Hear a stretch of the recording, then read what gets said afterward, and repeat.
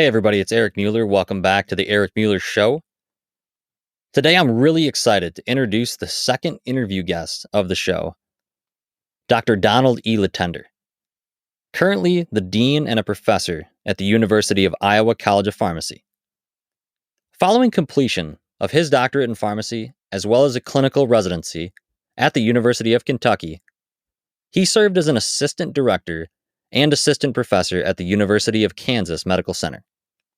He then went on to spend nearly 2 decades on staff of the American Society of Health System Pharmacists, also known as ASHP, serving for much of that time as Director of Accreditation Services.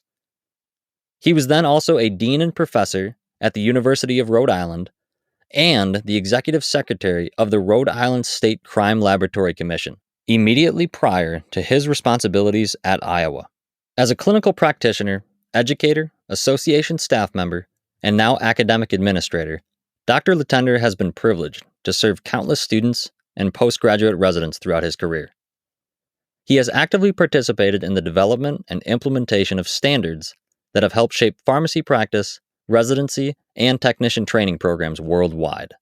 Dr. Letendre is a native of Acushnet, Massachusetts. He's the eldest of 8 children, the son of a 5th-generation cabinet maker, a first-generation collegiate, husband to his high school sweetheart, father of 4, and grandfather of 6. He has received numerous awards and special citations.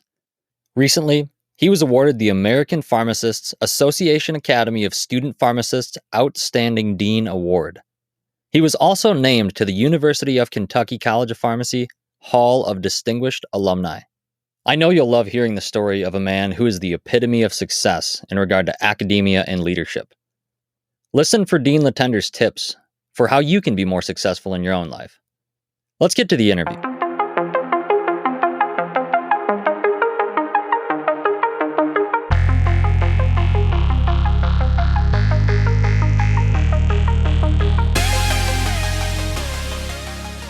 It's an honor and a privilege to welcome Dean Letendre to the Eric Mueller Show. Say hello to the folks, Don. Eric, how are you? Welcome, everyone, and I look forward to joining you this evening, Eric. Appreciate you being on here. Being the Dean of the Iowa College of Pharmacy, I feel very privileged to interview you.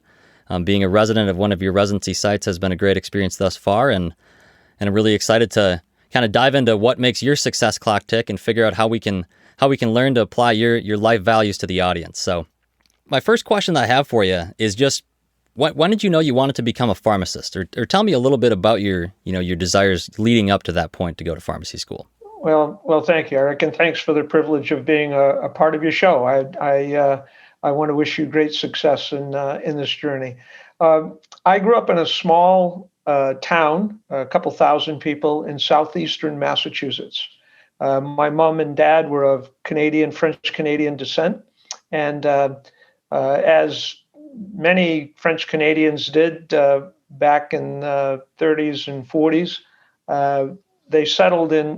many settled in New England, and in the case of my mom's family and dad's family, they settled in southeastern Massachusetts, and that's how my mom and dad met, through French-Canadian connections, if you will. So I'm the eldest of 8 children, and my dad was a 5th-generation cabinet maker. He was a master carpenter. My mom was largely a homemaker throughout her life, especially with a family that size. So like all big families, you follow the work ethic of your parents, and you're also there was no such thing as allowance. If you wanted something, then you needed to go out and earn it somehow. And so, you start with little odds and ends jobs when you're younger, like shoveling snow at this time of year and other kinds of things like that. And by the age of 10 and a half, 11 years old, had a paper route. That then grew into second paper route. I hired my brother, who's the next one in line, to help manage that. Grabbed a part-time job on the weekends working as a dishwasher at a local cafe. And there's a really good story in there that I would love to share with you as well at the appropriate time. But while I was working as a dishwasher, again, you got to remember, this is a small town. You're on Main Street, and the cafe I worked in was only a block away from the pharmacy, which was only a block away from this, that, and the everything. It was sort of and maybe 5 blocks away from the church I went to and the school I attended. So everything was in relatively close proximity to one another. Well, the pharmacist in our town was looking to hire a new clerk, and got to chatting with the owner of the cafe. The pharmacist used to observe that on Saturday mornings, I would go into his pharmacy and sit at the counter and cash in my money from the newspapers that I ran, and thought, well, gee, this kid's kind of industrious, as a newspaper route, and works part-time at a cafe and as a dishwasher, and I want to learn more about this boy. So the kind gentleman who ran the cafe, who, by the way, I just spoke to 3 weeks ago. He's 96 years old. I still maintain close contact with he and the pharmacist that hired me, who is now 86 years old. Anyway, one thing led to another, and I got hired in the pharmacy. I was tall for my age. He thought I was 14. I was actually only 12. So for my first, I was hired in the summertime. So for the first year and a half, anyway, I wasn't allowed to work behind the soda fountain or engage with the patrons like I wanted to, other than answering questions. I was pretty much relegated to stocking shelves and maintaining the inventory, keeping things nice and neat and tidy, and getting on my bicycle and delivering prescriptions. Those were my primary jobs. So I started working at age 12 in a pharmacy, and I liked science and math. And as things progressed, and I started working behind the soda fountain, and then eventually working, today you would say maybe a technician, but I was a pharmacy helper. The pharmacist took me under his wing and used to give me more and more responsibility. And I realized that one day I just sort of woke up, gee, this might be a good thing to pursue. And so there's nothing more magical than that. I started working in a pharmacy at age 12 and grew to like it, and had just an unbelievably terrific role model in the pharmacist that I worked at, not much unlike Randy McDonough at your shop, just a tremendous individual who took me under his wing, still a dear friend to this day, and who helped shepherd me along. That's great. That's how I got into pharmacy.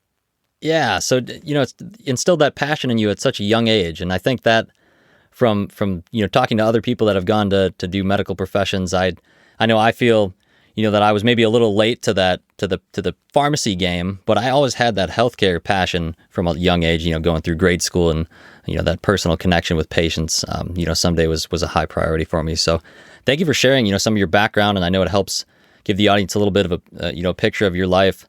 And I'll just ask. Bear in mind, Eric. Forgive me for interrupting, but bear in mind that is quite extraordinary, because my dad only went to 6th grade. My mom went to high school. So I was a first-generation collegiate in my family. And so while it may seem logical that you'd work in a pharmacy, then become a pharmacist, but just even the notion of going to college was frankly beyond my comprehension. But my dad, who was a real stickler about education, even though he wasn't formally well-educated himself, always used to tell me to stick with the books. Because my future was not to be a 6th-generation cabinet maker. My future was really to go to college and do something more with my life than he or my grandfather or others did, although I personally think they were all very successful. But he knew that for me to get ahead in life, I needed more education. Yes. Very, very good advice as a parent as well. I know that was one thing both my parents focused on a lot with my sister and myself was college was not a choice for us. It was a strongly referred to option. So I'm glad that was the path they wanted me to pursue. And you went to the Massachusetts College of Pharmacy. Is that correct? That's true, but that unto itself is a bit of a side story here, but an important one, because it tackles a couple other things that I know you'll want to know about. So how did I end up at Mass College of Pharmacy? And it's not as simple as one might think. Uh, so when I was graduating from high school, not unlike you, Eric, you were a student athlete, as was I. I had, unlike you, you were in track. I was in basketball, and I had great success in basketball actually in high school. And uh, I was my mindset was to use basketball as my ticket to college because having grown up in a lower socioeconomic household, we just didn't have the resources to pay for my education. And so I set my goal as I was a sophomore in high school. That was in part why I had switched high schools. I felt I had a better opportunity at a smaller school, and I just blossomed. I grew considerably in my junior and then again in my senior year. And I started out in elementary school tall, and then for a bunch of years I just stalled out and didn't grow. And then all of a sudden I'm thinking to myself, gee, for screaming, my dad's over 6 foot. What's going on over here? Yeah.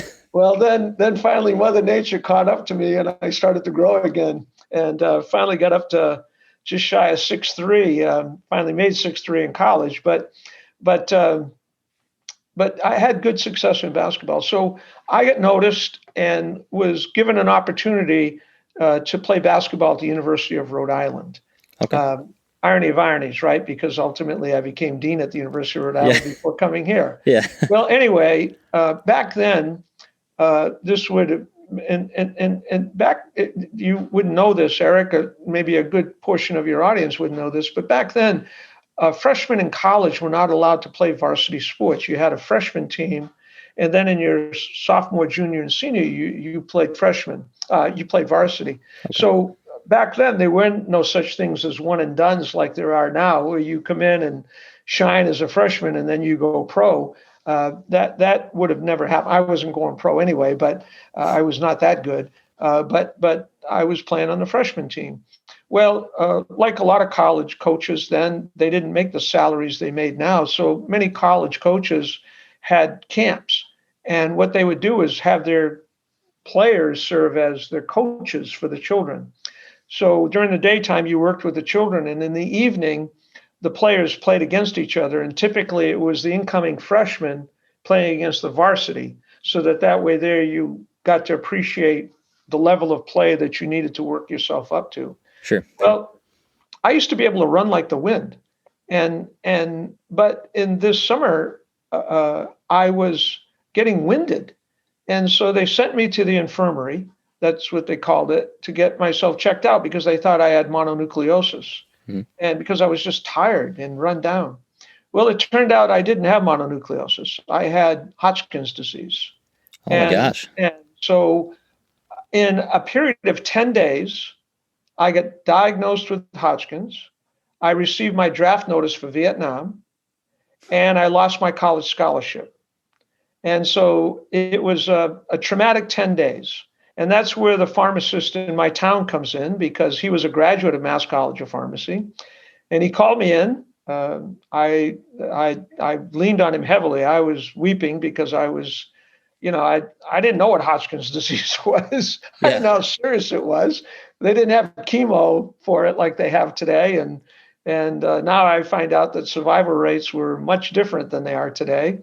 But by the good graces of wonderful medical care and pharmacists in our town, I was introduced to Mass College of Pharmacy, which was going to be starting a basketball program the next year.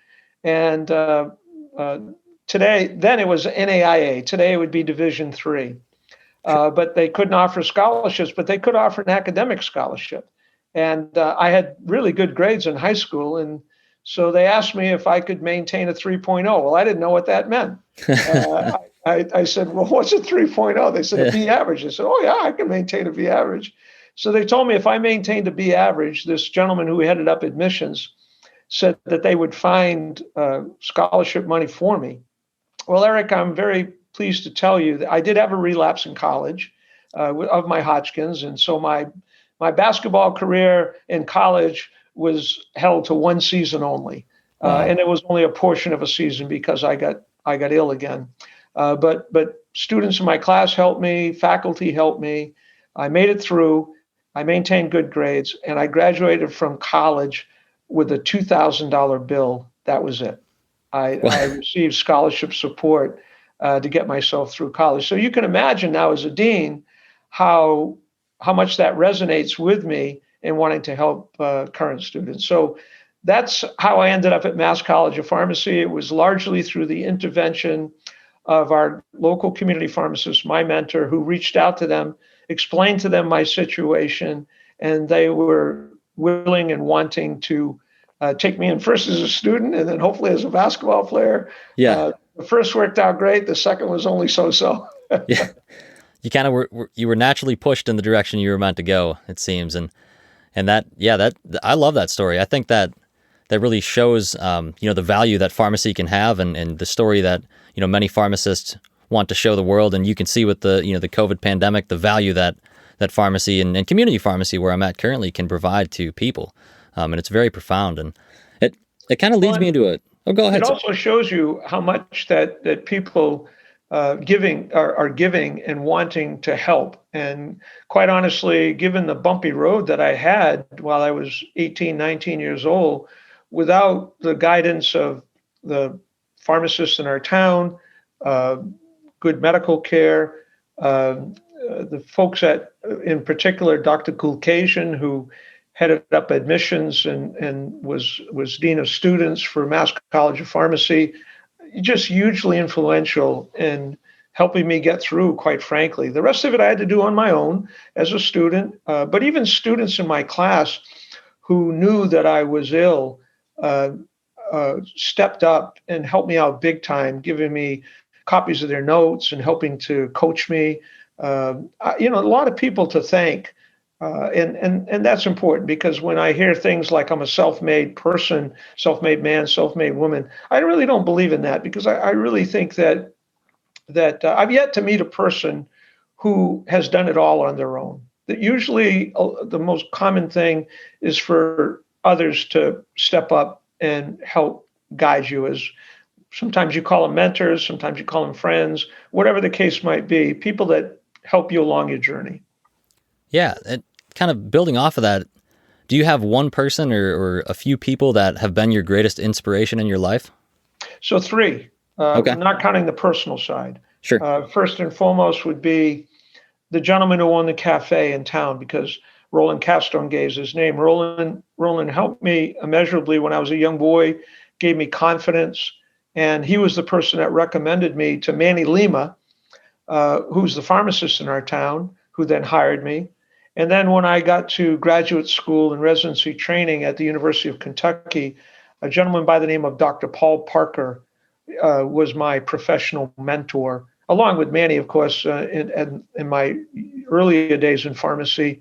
Manny just called himself, I'm just a community pharmacist. Well, in my eyes, he's a whole heck of a lot more than that because I know what he meant to our community. But Paul Parker was really the one that helped instill the core fabric of the professional that I am today in terms of my thinking. And he's the one that really helped shape me to think about the world of pharmacy as a much bigger place than the community pharmacy I grew up in.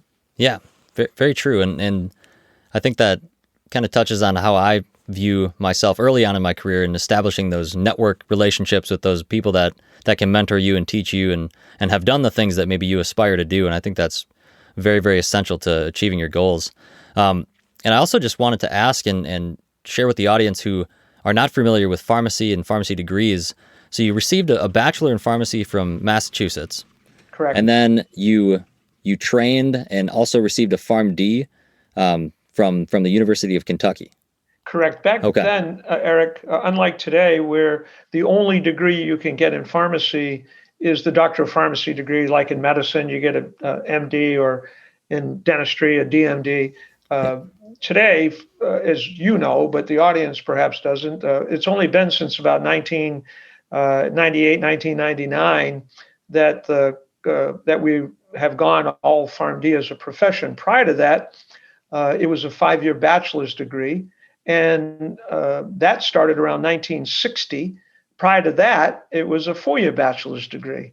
And so my mentor, Manny, finished school in 4 years, 4-year bachelor's. He graduated in 1960.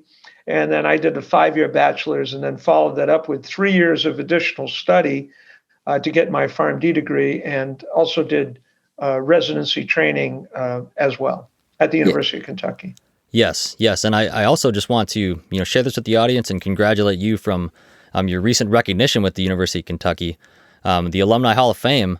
That's an honor. I mean, I think that is, and especially as a dean now, you can use that to inspire students of all communities and all colleges, whether it's pharmacy or not, to just see the story of where you came from and how you achieved the success of getting where you are today. So congratulations. Well, thank you, Eric. Yeah, when they called me to tell me that I was going to be an inductee in the University of Kentucky Hall of Fame, I asked them if they had dialed the wrong number. I said, you're either slim pickings or you dial the wrong number, one or the other. That's awesome. Thank you, though. Yes, yeah, absolutely. And I think, some people, maybe that motivates them to chase awards and things like that. I don't know if, it's very common that you would. I'm guessing your answer to that would be you're not doing it for the awards, but I think from people starting off in their careers, and I know that I've sometimes felt this way. It's easy to get caught up in, you kind of like, it'd be nice to have some recognition like that or something. But at the same time, keeping that modesty, I feel like, is important, and knowing why you're doing it. I can tell you quite honestly, whether it was athletics when I was younger or my professional career, I have never done this for awards. I did it because I enjoyed it, and I think that when you start thinking about things like awards, you lose perspective. And I think it's important to. My dad was a man of few words, but my dad used to have some sayings that I don't think he made them up, but he enjoyed using them. And one of them that he used to say to me all the time as a child is, "Don't get too big for your britches." Sure. Don't. In other words, don't let your head get bigger than the room. Stay within yourself. And so even though I've had wonderful opportunities and a great deal of responsibility, I've always stayed true to my roots. I'm a small town guy. I feel most comfortable in that. I can certainly work in a large city, but I feel really comfortable in a small town. I feel as comfortable in a pair of jeans as I do in a 3-piece suit. So I've never forgotten where I came from. And I have a little dad on one shoulder and a little mom on the other shoulder, constantly reminding me about my youth and the values that were instilled in me during my youth. That's wonderful. I think staying true to yourself and knowing why you're doing it and the reasons behind it really leads to a rewarding career for yourself and a rewarding life for yourself and others around you, and doing it for the right reasons. So I appreciate you sharing that. So kind of walk us through. So you had the bachelor's in pharmacy, and then you did some residency training and got a doctor of pharmacy. And then you kind of had what I would call kind of a more non-traditional career path as a pharmacist. So kind of walk us through what happened next there, and you got involved with some other type of higher up learning environments. Yeah. So first, when I left the University of Kentucky, I went from UK to KU. I went from Kentucky to Kansas. I was hired at the University of Kansas. My primary appointment was in the College of Pharmacy, but I had a secondary appointment in the College of Medicine. Then it would have been applied pharmacology. Today we would call it therapeutics. So taught that. I practiced at the University of Kansas. Most of my time was in the emergency room at a time when pharmacists in this country were not practicing in the emergency room. In fact, we reached out, just a couple of us, and at the time we could only identify 4 of us that were working in emergency rooms in the country. So it was not common. My only claim to fame in those days was that I was the first PharmD hired in the state of Kansas. Kansas had a bachelor's program, did not have a PharmD, did not recognize the PharmD. So that was interesting when I went to get licensed, because they said we can't. I'd already taken the job, my wife and I had moved there, and they said to me, "Well, you can't be licensed in Kansas." I said, "What do you mean?"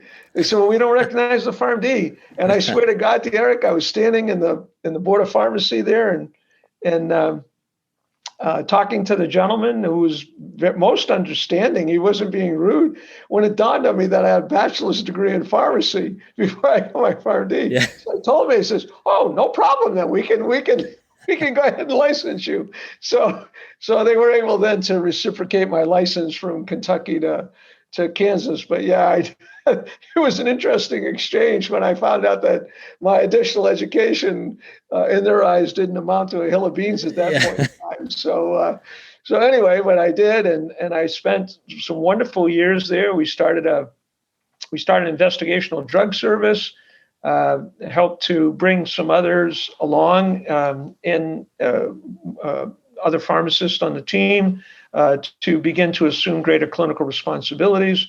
It was a great, wonderful opportunity. Well, apparently what I was doing caught notice of the American Society of, then called hospital pharmacists, now health system pharmacists. And they had established a brand new position called the Director of Clinical Affairs, and with a linkage to accreditation services, because they wanted to start building clinical residencies. Bear in mind that in the early 80s, up until that point, 60s, 70s, and early 80s, all of the residencies were in hospital pharmacy, which were largely focused on pharmacy operations, unit dose, IV ads, the operational aspects of pharmacy. But it was only in the 70s that this thing called clinical pharmacy was starting to emerge. And of course, I had wonderful training in that regard at the University of Kentucky. So anyway, make a long story short, I was hired by ASHP as employee number 27 and started there in the summer of 1982. Upon the advice of my mentor, Paul Parker, who said that would be a really good stepping stone for me. He said, "Donald, just go there and work for 3 years." He says, "This will open up all kinds of gates for you, and use this opportunity." Well, I didn't work there for 3 years. I ended up working there for 19 and a half years. And that's where we raised our family. We had 2 children in Kansas, and then had 2 more in Maryland. We lived in Maryland. ASHP's headquarters were in Bethesda, Maryland. So I lived on the Maryland side, and stayed on the Maryland side, I should say, even though we had several employees who worked over in Virginia since it was so close. But I just had a wonderful career there, assumed more and more responsibility, and eventually shed the Director of Clinical Services, and took over total responsibility for leading accreditation services and helping to build residencies in the United States. When I started there were less than 100, and when I left, I don't know, it was just under 1,000. Don't know the exact number, but we grew it considerably during the nearly 20 years that I was there. Also helped develop residency training programs and accreditation services program in Canada, and worked with many other countries across the globe in helping them with this new concept for them called postgraduate residency training, which continues to this day. I'm very, very proud of what we established. We took it from hospital residencies to clinical residencies to specialty residencies. And of course, out of that grew board certification and so on and so forth. So it was a tremendous time in the 80s and 90s in the growth of residency training. And when I left at the turn of the century to become dean at the University of Rhode Island, of course, that momentum continued. And today I think they must have, I don't know, probably twice what we had when I was director of accreditation services. So great opportunity to take an enterprise which was fledgling at the time, and to help grow it into what it is today. So including the program you're in, by the way, I was the lead surveyor on the team that accredited the University of Iowa community-based residency training program, which was the first one in the United States of America. Well, thank you very much for making it possible for me to to be doing what I'm doing right now. That's I appreciate Well, that. I didn't make it possible. The University of Iowa did, Jay Curry, all the other folks who helped put that program together. I just came in to review it and offer commentary about how it could be better. But it was the first college-based, multi-site, community-based residency in the United States of America. It's fantastic. It's nice claim to fame for your college Yes. to have that accolade there. Yeah, who would have thought that who would have thought that when I was at Kentucky going to Kansas that I would end up at ASHP and then help with a residency training program that I now have responsibility Yeah, for. So it is kind of fun. Yeah, so it's, well, and I say that only because as dean, you have responsibility for the whole thing, but certainly not day to day. Stevie Veach on our faculty, Jay Curry before, and now Stevie Veach is really the person of record of the program. fantastic. Well, thanks for sharing that. That gives the audience a nice, clear picture of how you got to where you are as far as the roles you've had. What advice would you give to someone who wants to pursue a similar path as you, such as an academia or an administrative role, kind of regardless of which field they're in, whether it's pharmacy or anything else? When I was at ASHP, Eric, I can honestly tell you, if you had come to me in the year 2000 and said, "What do you want to do the rest of your life?" I'd say this. I would have said, "I want to retire from ASHP. This is what I'm going to do the rest of my life." I was very passionate about residency training. We had great momentum. We had taken an enterprise which was not self-sufficient and made it into one that was completely self-sufficient, and I was incredibly networked with pharmacy program directors and preceptors throughout the United States and beyond. And then to see the products of those programs go out and become change agents was just, the momentum, it was just an incredible thing. Well, the University of Rhode Island called me, a member of their search committee, and said, "Well, listen, we have this deanship at Rhode Island, and your name has been mentioned more than once. You're a New England kid. We thought maybe you might find it of interest to come back to Rhode Island." Little did they know about my relationship with Rhode Island early in my career. They knew nothing about that. I found that to be quite ironic. But Most definitely. I said no. Who wants to be a dean? This is a quote, Eric. I said to them that I thought being a dean was the dumbest damn job in the world. There's no way I want to be a. I said managing faculty is like herding cats. No, I don't want any part of that. So I said that not just once, not just twice, but 3 times. And finally, on the third time, the president of the university, Robert Carruthers, I call him Bob, we had a nice conversation. And one thing led to another, and I ended up applying for the position and, of course, got the position as dean. But it was with great reluctance that I actually went into the deanship because that's not something I wanted to do. But then had great success at Rhode Island, which then led to an opportunity to come here to the University of Iowa. Now, this summer will make 14 years that I'll have been dean here at Iowa. I came in the summer of 2007.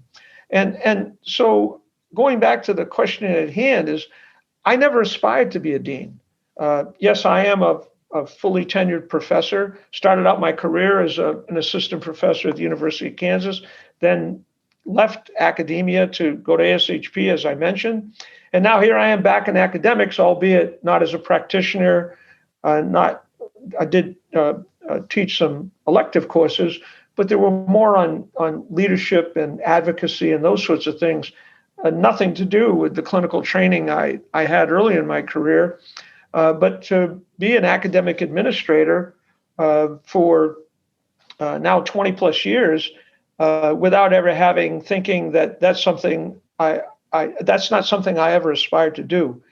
But I can tell you, Eric, God's honest truth, as much as I loved the position I had at ASHP, I loved the last 20 plus years as dean even more. And Sure. so the message is that sometimes you find that the greatest opportunities aren't ones that you seek, but ones that become available, and either through the generosity of others who point you in that direction, or your willingness to take a leap of faith, which would poking and prodding from my wife and my daughter. That's why I largely pursued the deanship at Rhode Island. Sure. I think that sometimes the business of having I think it's good to have a plan. No question about that. We can talk more about that. But I think these rigid plans where I want to be this and I want to be that, it's good to aspire to be certain things, but the environment around you might not necessarily adhere to the same timeline that you might have. So being patient, taking advantage of opportunities when they do arise, being calculated risk, but taking a willingness to take some risk, because changing positions, especially when you go from a faculty member to association work and then switching out of association work and going back into academia, but not as a clinician educator, but as an administrator, each of those steps takes a bit of a leap of faith. Definitely agree. And I think you bring up a very good point about that, as far as, how your interests or aspirations might naturally change over time. And if you would have asked, your younger self, what do you want to do, going into, your higher education, initially was to play basketball and to do that. And I think it's kind of cool that you ended up being involved with both KU and UK, which are both very prominent basketball programs. So I think that you maybe got a little of that experience, and I don't know how much, if you went to any of the games or anything, but all the years at Kentucky and all the years at Kansas, we hardly missed a game. So, and fortunately, my wife is a very avid sports fan, so it wasn't hard for me to get a date to go to these ball games for sure. But yes, sports and my wife is a registered nurse, so healthcare, I won't even say pharmacy, but healthcare and sports have been very much intertwined throughout the course of our personal / professional life. Yes. So think about this, Eric, and anybody can, hopefully in your audience, they can appreciate this. But if you were a young boy, 12, 13, 14, 15 years old, whatever, and you said, and you know that your parents are products of high school, but no one in your family's ever gone to college before. And you said, I'm going to go to college. I'm going to become a pharmacist. I am going to go to graduate school, residency training. And oh, by the way, along the way, I think I'm going to be the dean of a Big Ten college of pharmacy. I think the first thing that people would ask you as a teenager aspiring to such a thing is, what are you smoking? Yeah. Because that was none of those things. I mean, just the idea that I could become a pharmacist was just an enormous challenge in my mind, because that required me going to college. And the fact that all of these other things have come true in my life have been extraordinary. My mom and dad did live long enough to see me become dean at Rhode Island. And of course, they were incredibly proud. Neither lived long enough to see me become dean at Iowa. But yeah, it's been an incredible journey. And I've had so many people on the professional side help me, as I've mentioned several of them that were most prominent. And of course, along the way, I've had unbelievable support from my girlfriend, my lifelong girlfriend. My wife of 46 years has been my most staunch supporter each step of the way. Thank you for sharing that.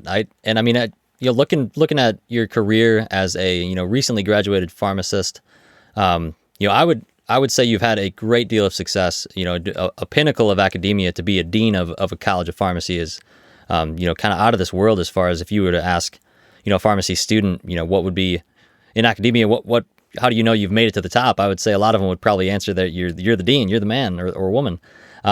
So I would say that's successful, but I'm curious to ask you, what is your definition of success? Yeah, well, there are a lot of people. I guess if you interview 100 people, you're going to get 100 different definitions, right?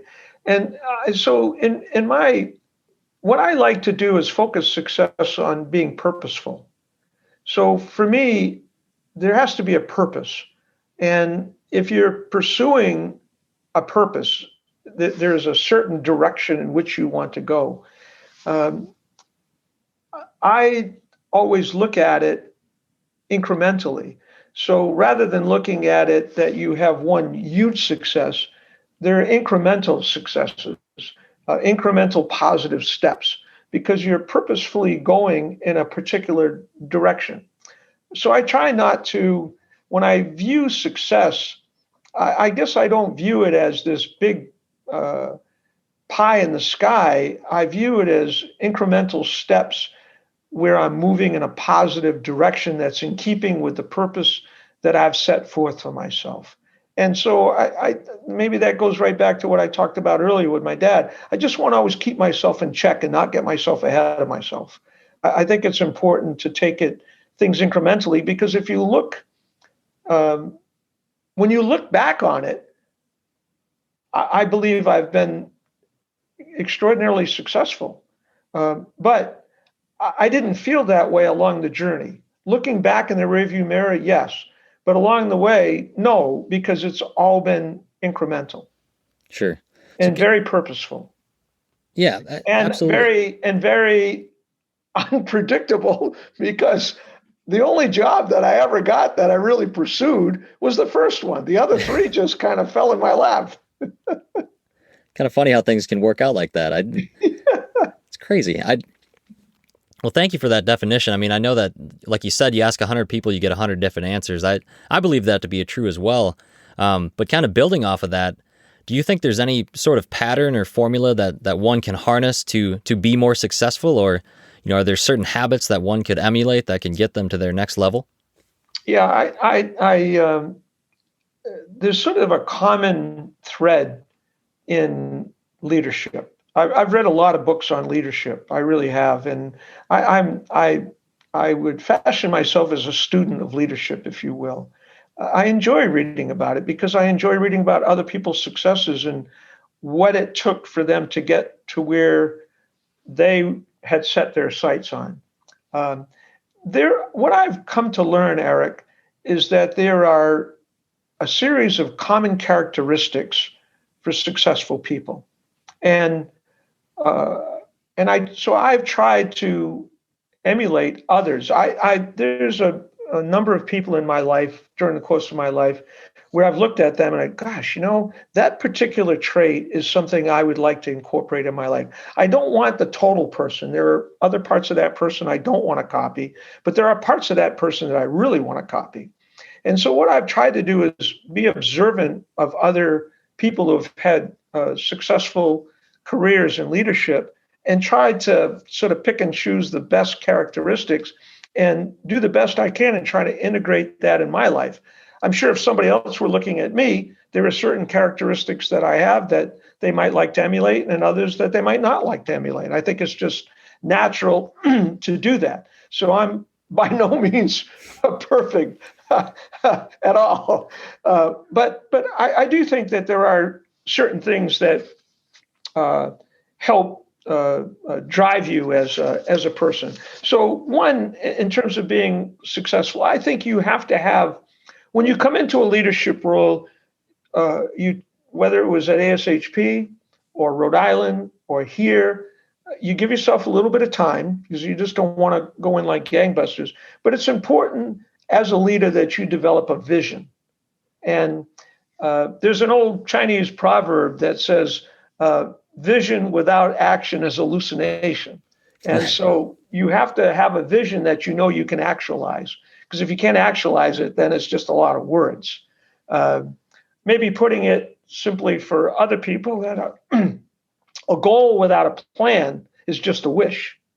And so whether it's a vision or a goal, however you want to define it, I think it's important that you have that and that you can set your mind on that. But what's more important, it's okay that you do that, but now you've got to communicate that effectively, because now you need the rest of the team to get behind and work together, or I shouldn't say behind, but beside you, and work together, and so that you can realize that vision or realize that goal. So being able to establish in your mind a vision, a goal, being able to articulate that effectively. So communication is key. I think that another characteristic that's fundamentally important is a high degree of integrity. You better walk the talk. If you're going to be a leader, then you need to be someone that other people want to emulate. So walking the talk is very important in my mind, and comporting yourself with a high degree of professionalism is, and I speak to my students about this all the time. 20 years worth of students, and they'll tell you that one of the first words they hear out of my mouth is the word professionalism, and we break that down. I believe not every leader displays this characteristic, but I believe and put a high premium on honesty. So integrity and honesty are very important.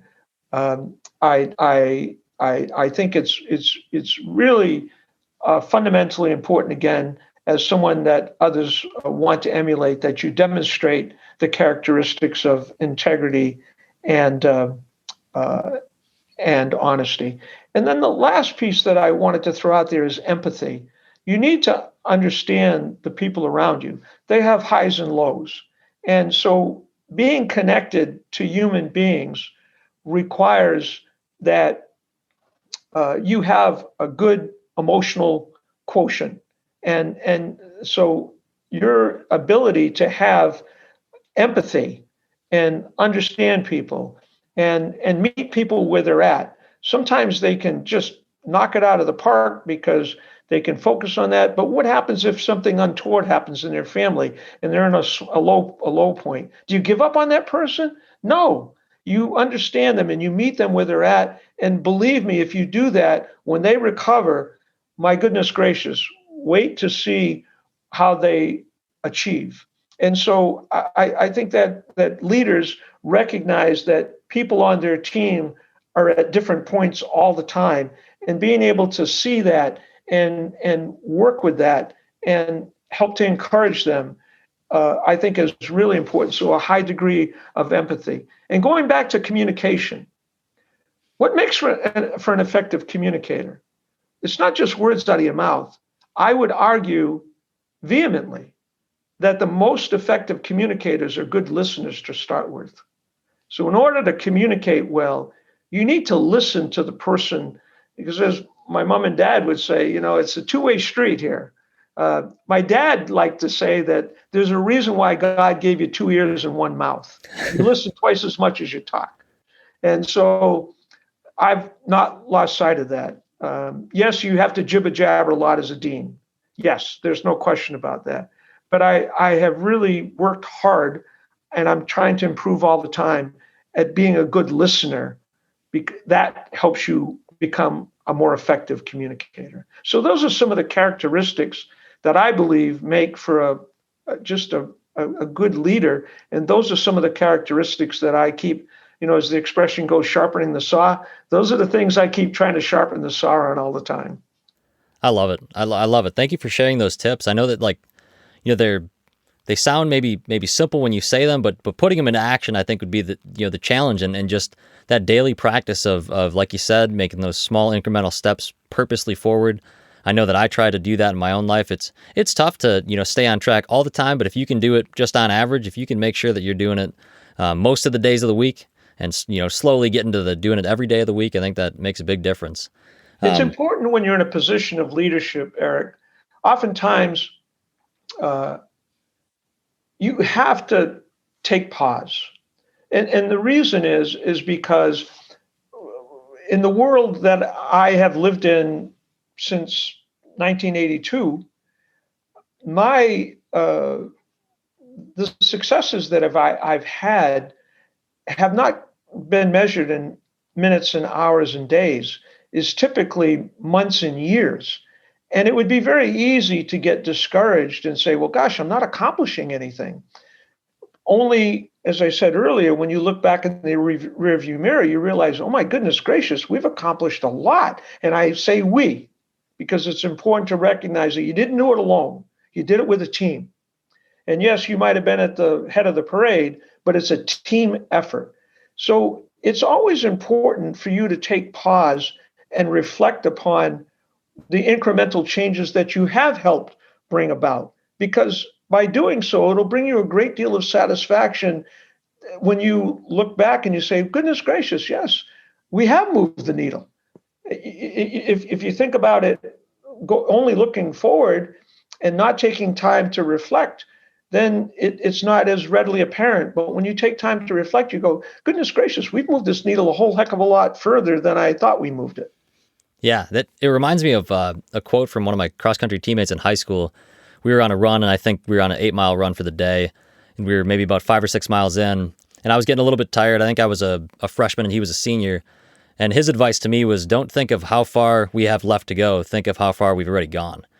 So it kind of perfectly aligns with what you just said there. I kind of feel that too. In the moment, it feels like, I have some big dreams and goals, and I'm thinking towards the future, like, gosh, I could want to get to that level kind of now, but to think of at least where I've gotten now from pharmacy school, graduating, like the things I've accomplished thus far, you can see that progress has been made. It just, when you're in the moment, it seems like, maybe seems like you're kind of treading water a little bit, but yeah, just kind of an interesting parallel between, success and athletics, and that daily, devotion that you have to your craft to be able to get better.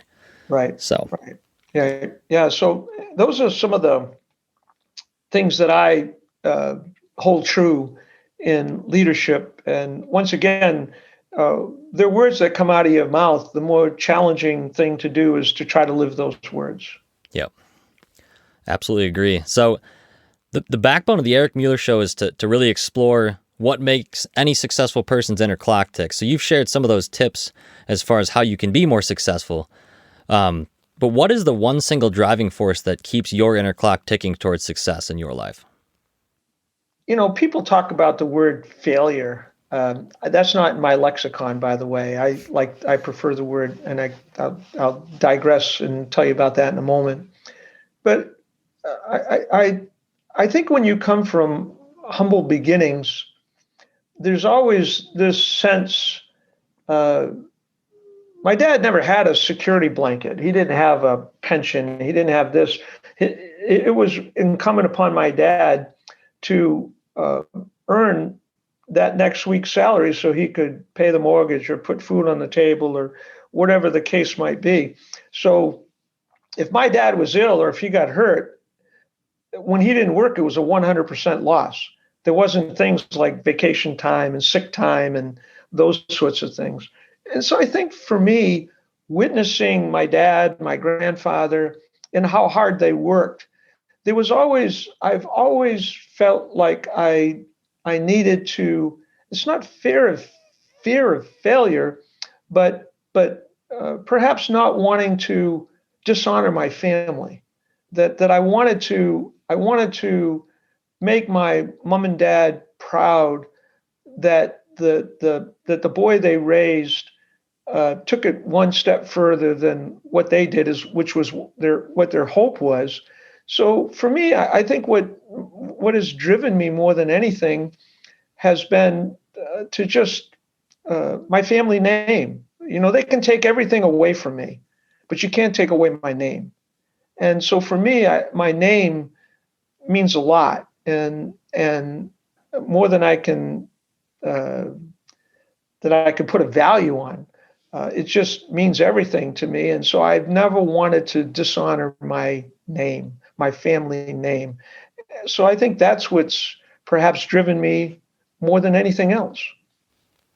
I love that answer. I think that I know that resonates with me, and it kind of brings in the notion of wanting to leave a legacy behind. Once you leave this world, you have something that will live on and motivate others and be a positive piece to their lives. So, kind of gets me interested in wanting to ask you, what do you have a most joyful memory of giving back to your community, whether that be in pharmacy or athletics or with your family?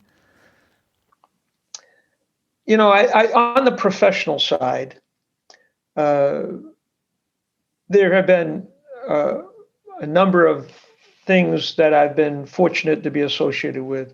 But perhaps when everything is said and done, there were two accomplishments that I believe many will assign my name to, and that is that it's rare for a dean to be associated with building a brand new college of pharmacy, because you don't build a new one every year. It's only once every 50, 60, 100 years, whatever the case might be. I got to spearhead that initiative at two colleges of pharmacy. When I was at the University of Rhode Island, I spearheaded the initiative to build a brand new college of pharmacy at Rhode Island, secured the resources to make that happen, left just before the recession hit. And so as a consequence, it wasn't finished before I left as dean. I only got to go back as a special guest and see it completed afterwards. But then upon coming here to Iowa, I did the same daggone thing all over again. It felt like deja vu. The two buildings, both the building at Rhode Island and the building here at Iowa, were built the exact same year. Oh my So gosh. finished in 1961. Wow. So they were very similar in architectural design, served our profession very well in the 60s and 70s and 80s, but clearly not the kind of contemporary facility you need for today's clinically focused education, nor the kind of science that we're pursuing today, highly complex. So I suppose that if you asked me to give you one example, I would say having spearheaded the initiative to build a college of pharmacy at not one, but two colleges of pharmacy in this country would certainly stand out. There are other things, but that would be very high on the list, only because it took a lot of patience, perseverance, and persistence to help make that happen. And that's where I'm sitting right now. I'm sitting in my office in what is now the largest, most complex college of pharmacy dedicated facility in the United States of America. And it's a beautiful facility. And I've had some experience there, and my orientation for this residency was there. I enjoy whenever I get to go and be there for a little bit. The students there are lucky. I don't know, maybe some days they don't feel like that if they have some work to be done there. But yeah, I applaud you on that project. That's a beautiful building. And you're probably the only person maybe ever to have done that with two different schools. Because like you said, I mean, 50, 60 years per school, that's not only to have that happen, but then to be the dean at one and then do it at another. Like that, I'm guessing you're the only one to have ever done that. So others have asked me about that in the history of pharmacy, and I believe that in the history of pharmacy, I'm the only dean to ever have accomplished that. That's incredible. Cool. So Congratulations on that. That way, I would say that's a very cherished memory. And on the sort of personal professional side, when I was dean at Rhode Island, I got to take Hurricane Katrina had come through and hit other parts, but it was especially devastating to Texas and especially Louisiana. And so one year I was able to take 21 students and spend a week in the state of Louisiana and worked with Habitat for Humanity building homes. Now, remember my background. I'm the son of a carpenter, master carpenter, and cabinet maker. So my dad used to joke, I'm a southpaw, I'm left-handed. So he told me there's no way I can become a carpenter because all my cuts will be to the slant. The wrong way. So he used to bust my chops about that all the time. And but anyway, got to go to Slidell, Louisiana, and help 21 students learn how to use a saw and a hammer and power tools and so on and so forth. And we helped build some homes for a week, and that was a very, very joyful memory. Most definitely. I think that feeling of giving back and that good feeling that you get when you do that is very profound. I know I feel that way with COVID right now, giving some vaccinations in the pharmacy and helping people get through this, kind of crazy time in the world. So thanks for sharing that story, Don. I appreciate that. My pleasure. Yeah. So kind of switching gears a little bit on you, but still diving back into your memory bank, do you have a favorite childhood memory? And if if it has to do with athletics, that's great. But if not, Well, yeah, I mentioned earlier that I'm the eldest of 8 children, and growing up, the next in line is my brother Norman. Norman's 16 months younger than I, and so we got a chance to Little League, Pony League, Teener League, basketball. We played high school basketball together, baseball together. We played sports together from the time we were, what, 8, 9 years old, right up until the time we were in our 20s, actually, because we played for our it was called the Senior CYO League. This was Sure. a men's league, uh, largely comprised of players who had played high school and college basketball, and we played for our parish. And so I got a chance to play basketball with my brother until I was like, I don't know, 22, 23 years old. But my most cherished memory of my days in Little League, um, uh, and I remember I was the backup catcher on our Little League team. I was about 10 years old, and my brother was 9, and he was the bat boy. And that's really important to remember. And so on Saturdays, my dad would always ask us to, he would wiggle our toe at about 7 o'clock in the morning, which was a ridiculous hour when you're a child on a Saturday morning, but he needed extra pair of hands to help him put the lumber in the truck. So lumber he was going to use during the course of that week for whatever it was that he was building. So we would go to the lumber yard, and Gurney Mills, I remember it, and it was a few towns over from where we lived. And they used to cut their own wood and dry kiln, and that's where he would get his lumber. On this particular Saturday morning, we're going down the road, and we knew it like the back of our hand, and driving with my dad. And you'd get to this T in the road, and instead of taking a left like we would normally do to Gurney Mills, he took a right. And my brother, who was the younger one, was sitting in the middle of the panel truck, and I'm on the door, and we're looking at each other like, what's Dad doing? And my dad's not saying anything, and we're just curious, but we're driving down the road. And next thing you know, we come to a cafe. And so we pull up at this cafe, and my dad starts to get out of the truck, and he looks at my brother and I said, well, you're going to get out? And we're like, oh, okay. I guess maybe we're going for a treat or something. So we get out of the truck, and we go into this cafe. And, when you leave the light and you go in the dark and you open it up and, you can't. You're blinded, yeah. Quite well. Yeah, you're sort of blinded. Well, we do get in there, and my brother and I always wore our baseball caps. And we played for police, like the local town police department. So we had P on our hats for police. And we both had our caps on. I was, the backup catcher, and my brother was the bat boy on our Little League team. We look in the back, and my brother and I look at each other with eyes as big as meatballs. And I said to my brother Norman, that's Ted Williams. And my dad's standing next to me. He says, well, you're just going to stand there? Or you're going to go say hi?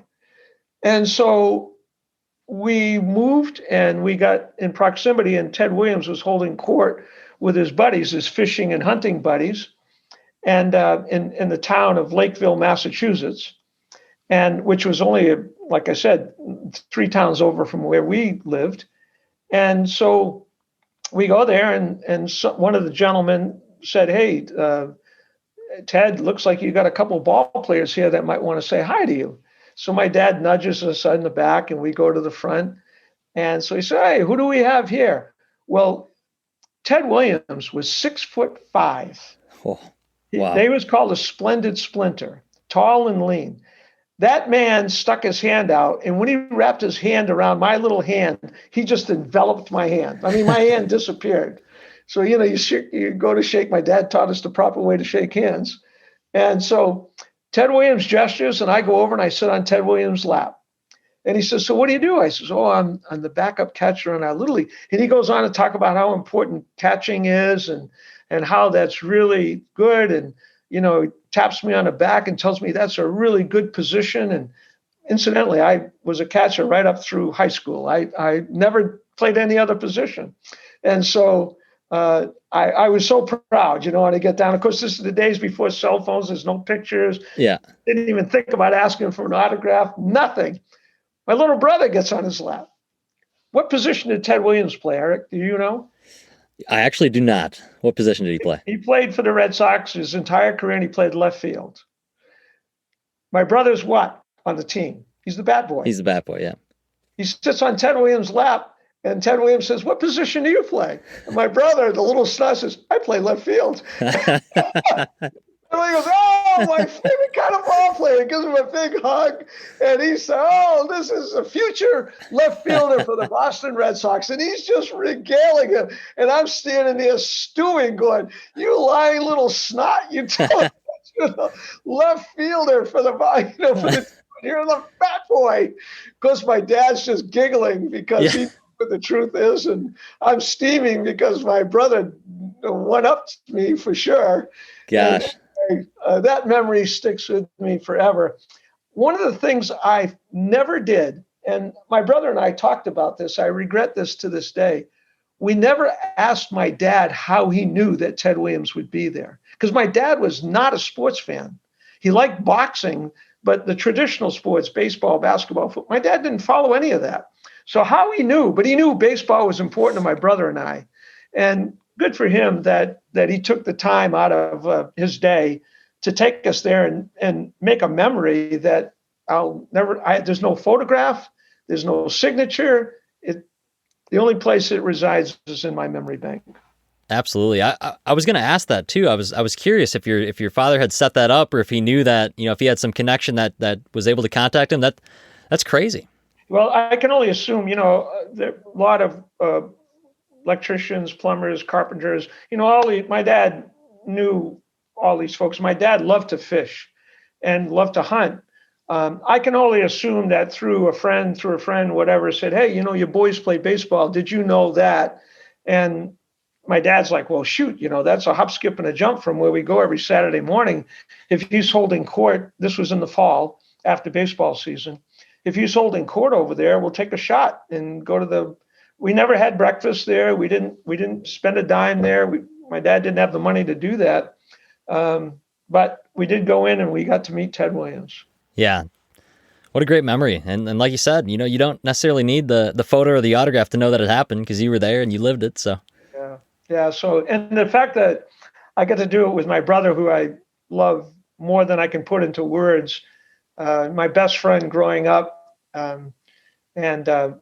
just a very, very, very special human being and special person in my life. To be able to share that cherished moment with my brother, and then to have the little snot upstage me was frosting on it. Then I was steaming. Now we laugh like crazy when we think about it. He was thinking pretty strategically there to get the response from the player that he wanted. So how does a 9-year-old think of that? I know that gets me thinking too. Yeah, he was wise beyond his years at that point. yeah, he was. He still is. That's perfect. Well, Don, we're kind of, getting towards the end of the interview, kind of winding down. I have one last burning question for you before we close, and you can take a moment to think about it if you need to, but just broadly, what is your favorite aspect of being the dean of the University of Iowa College of Pharmacy? Oh, that's easy. That's one word answer. Students. I have a saying, Eric, that I live by. If not for the students, why do we exist? When you're in academics, what is all of this? This building, the curriculum, whatever it is that we do. This isn't my college of pharmacy. This isn't the faculty's college of pharmacy. This college stands for one purpose and one purpose only, and that's to educate the future pharmacy practitioners and scientists of tomorrow. If not for the students, why do we exist? Our PharmD students, our PhD students, we exist for them. And so for me, this wonderful journey that I've been on for 20 plus years as a dean is all about our students. I love our students. And, people ask me what gets me out of bed in the morning, trying to do something yet again that will enrich the lives of the women and men who grace our halls. That's a great answer, and I think the students would be appreciated to know that, and know that you're your heart's in the right place as far as why you're doing it.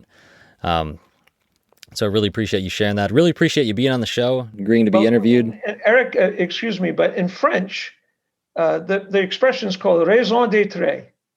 And raison d'être interpreted means reason for being. So my raison d'être as a dean is students. I love it. I think it just perfectly encapsulates, what mentality you have to have if you're going to be in that position, be the position of the dean. You don't want to have someone who's motivated to do it for the monetary gains or for the recognition of the awards, because their heart would not be in the right place as far as that purpose. So, yeah, I think the listeners will really appreciate that. Really can't thank you enough for being on here and agreeing to be interviewed. You're the second interview guest of the Eric Mueller Show. So if someday this becomes really big, maybe that'll be another accolade for you. But I've had a great time chatting with you. Really, really appreciate you being on here, and we'll look forward to connecting with you soon. All right, Eric, and I want to wish you the very best in the days ahead. I think you have an extraordinarily bright, promising future ahead of you, and you're in a great academic background, a terrific program, and now an outstanding community residency program, which I know will help lay the foundation for a very, very bright and promising future. So continued best wishes to you along your journey. I appreciate it. Maybe someday after COVID's over, we might be able to go grab a cup of coffee or something, chat more. Sounds great. I'd love it. We got a whole lot more to chit chat about, and I'll be anxious to know more about the journey you have planned for yourself. And as my parting words to you is, don't try to force it. Let it come to you. You're a man of. Okay. You can tell. You got the twinkle in your eye. You got a lot of drive. Wonderful opportunities are going to come your way. The question is whether or not you'll avail yourself of those opportunities. I'll leave you with this. My dad, again, these little sayings he used to say, they stick in my memory like they're etched there. My dad used to say that folks oftentimes overlook opportunities. And the reason they do is because they're dressed up in overalls and look like work. So he said, always grab those opportunities, but just bear in mind that when you do, there's probably going to be a lot of work that goes with them. Well, you're not afraid of work. I can tell that right now. Yeah. So when those opportunities come your way, they'll be dressed up in overalls and look like work, but go for it, buddy. Thank you so much, Don. Really appreciate it. Enjoy the rest of your evening, and thank your wife for allowing us to have this time on a Tuesday night to do this. Really appreciate it. Yeah, my pleasure, Eric. And continued best wishes to you. Sounds great. We'll talk to you later. Bye-bye.